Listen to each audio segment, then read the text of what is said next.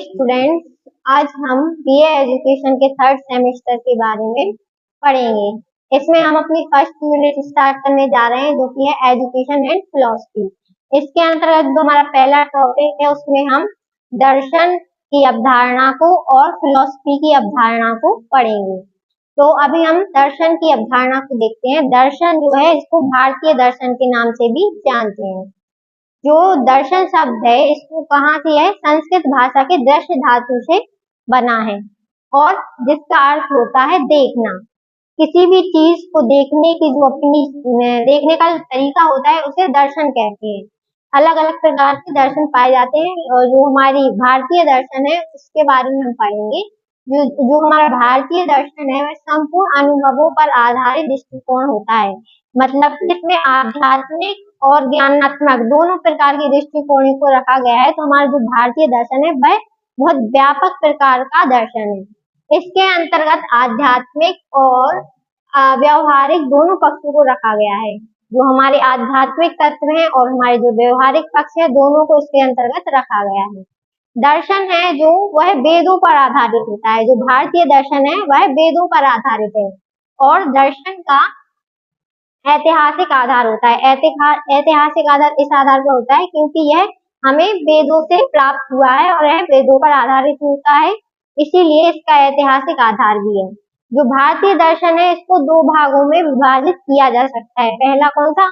आस्तिक दर्शन और दूसरा है नास्तिक दर्शन।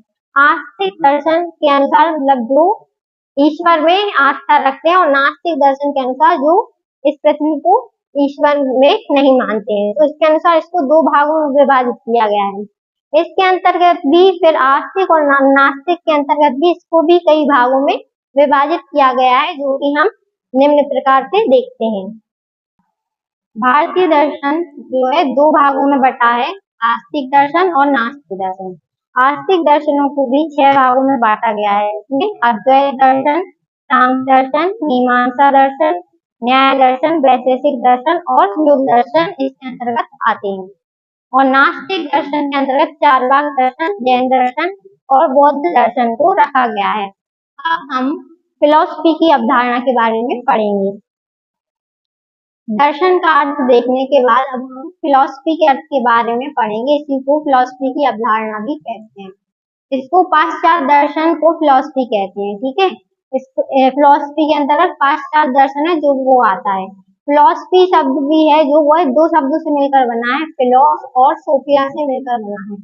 जहाँ पे फिलोस का अर्थ होता है प्रेम और सोफिया का अर्थ होता है विद्या या ज्ञान।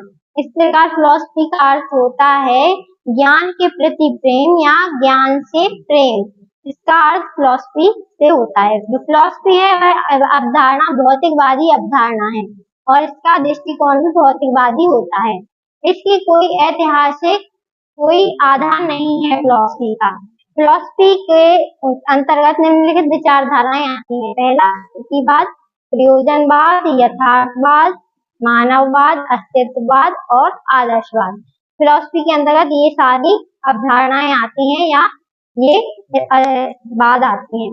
इसके अंतर्गत क्या है? फिलॉसफी यह दृष्टिकोण भौतिकवादी दृष्टिकोण है और इसके आगे अब हम फिलॉसफी और दर्शन में अंतर को पढ़ेंगे।